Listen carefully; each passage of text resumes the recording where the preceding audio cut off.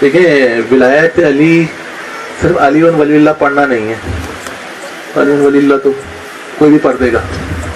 ولایت علی ہے علی کی مطلقہ حکمرانی کا نام. آپ کو علی کو معبود حقیقی، مسجود حقیقی، حاکم حقیقی مان کر علی کی بارگاہ میں سجدہ کرنا ہے تو آپ ولایت پر قائم ہو، ورنہ آپ کا ولایت سے کوئی لینا دینا نہیں ہے. آپ کو ماننا پڑے گا علی حاکم ہے، علی رازق ہے، علی مالک ہے، علی مسجود ہے، علی ہی سب کچھ ہے. جو علی کے علاوہ کسی کو بھی مانتا ہے وہ ولایت سے باہر ہے. ہمارا کوئی جھگڑا نہیں ہے کسی سے، مگر وہ ولایت والا نہیں ہے. جو ولایت والا ہوتا ہے وہ کسی باطل حکومت کا حصہ نہیں ہوتا. جو ولایت والا ہوتا ہے کسی سیاسی جماعت کا حصہ نہیں ہوتا، کیونکہ جب آپ سیاسی جماعت کا حصہ بنتے ہو تو آپ کسی نہ کسی کو اپنا ولی مان لیتے ہو، اسی کی ہاتھ پہ بیعت کرتے ہو ووٹ ڈال کر. تو جو ولایت والا ہوتا ہے وہ کسی سیاسی جماعت کا حصہ نہیں ہوتا. جو ولایت والا ہوتا ہے وہ کسی کی تقلید نہیں کرتا. جو ولایت والا ہوتا ہے وہ کسی مجتہد کو نہیں مانتا. جو ولایت والا ہوتا ہے وہ کسی جعلی پیر بابا کو نہیں مانتا. جو ولایت والا ہوتا ہے وہ کسی جعلی ذاکر کی تقلید نہیں کرتا. جو ولایت والا ہوتا ہے وہ کسی سیاسی رہنما کی تقلید نہیں کرتا. جو ولایت والا ہوتا ہے وہ سقیفہ والوں کو اچھا نہیں کہتا. جو ولایت والا ہوتا ہے وہ عمر پہ بھی لعنت کرتا ہے، ابو بکر پہ بھی لعنت کرتا ہے، عثمان پہ بھی لعنت کرتا ہے. دیکھیں یہ تبرہ بھی تو جو ہے معصومین نے سکھایا ہمیں. ہمیں کیا پتا، ہمیں تو ایسا معصومین نے بتایا. آج یہ کہہ رہے ہیں کہ جی تبرہ کرنا صحیح بات نہیں ہے اور تبرہ کرنا اچھی بات نہیں ہے. کیوں اچھی بات نہیں ہے؟ ہر معصوم نے نام لے لے کے تبرہ کیا. آئے میرے سامنے، میں کتابیں دکھاتا ہوں آپ، اور کس کس انداز میں تبرہ کیا ہے وہ اگر میں بیان کر دوں تو پھر اور پریشانی ہو جائے. مولا امام زین العابدین جل شانہ کی تاریخ بھی ہے، انہی کا فرمان میں آپ کو بتا رہا ہوں. مولا امام زین العابدین جل شانہ نے فرمایا عمر اور ابو بکر خارج از اسلام تھے اور ان کے ماننے والے بھی خارج از اسلام ہیں. اب سوچ لو کافر کون ہے. نہیں نا، یہ کافر کافر کہنے سے کوئی کافر نہیں ہوتا. جس کو صاحب قرآن کافر کہتے ہیں وہ کافر ہوتا ہے. لکھتے رہو دیواروں پہ کافر کافر، تمہاری تو تقدیروں میں لکھ دیجیے گا کافر ہو.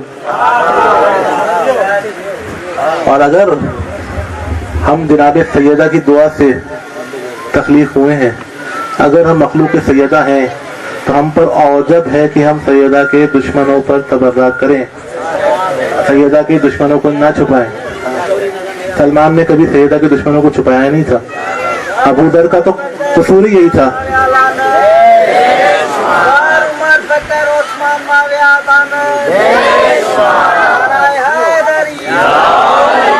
جناب ابو ذر کا قصور ہی یہی تھا کہ وہ عثمان پہ تبرہ کرتے تھے سر میدان.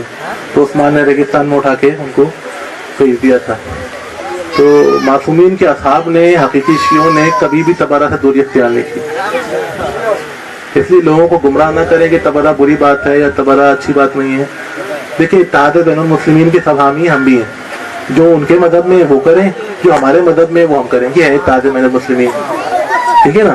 جو اہل سنت ہے ان کا کام ہے سنت رسول پہ عمل کرنا. ان کے مذہب میں تبرہ نہیں ہے.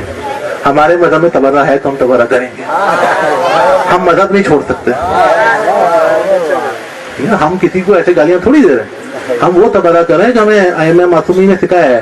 مولا امام جعفر صادق جل شانہ نے جو فقہ جعفریہ میں ڈال دیا، جس کو فقہ جعفریہ کا حصہ بنا دیا، وہ ہمارے لیے حجت ہے. تبرہ کو فقہ جعفریہ میں امام جعفر صادق جل شانہ میں شامل کیا. تو ہم پہ تو تبرہ اوجب ہے کرنا، مگر اگلوں پہ نہیں ہے، کیونکہ ان کے مذہب میں تبرہ نہیں ہے. تو کسی کی دل آزاری والی بات نہیں ہے.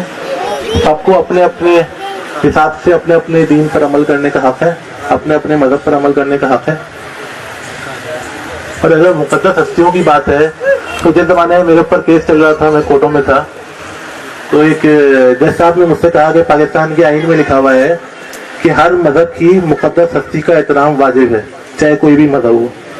تو میں نے کہا کہ پھر تو پاکستان کی ہر قصائی پر جو ہے نا توہین رسالت کا کیس بننا چاہیے، کیونکہ ہندوؤں کی مقدس ہستی ہے گائے. اس کو کاٹ کاٹ کے آپ لوگ یہاں پر جو اس کا خون بہا رہے ہیں، یہ بھی تو توہین ہے. اگر ہر مذہب کی مقدس ہستی کی بات ہے تو گائے بھی مقدس ہستی ہے. اور ہستیوں کا، کسی بھی ہستی کا احترام زور زبردستی کے تحت نہیں کرایا جاتا، جعلی قانون بنا کے نہیں کرایا جاتا. ہستی اس قابل ہو کر اس کا احترام کیا جائے.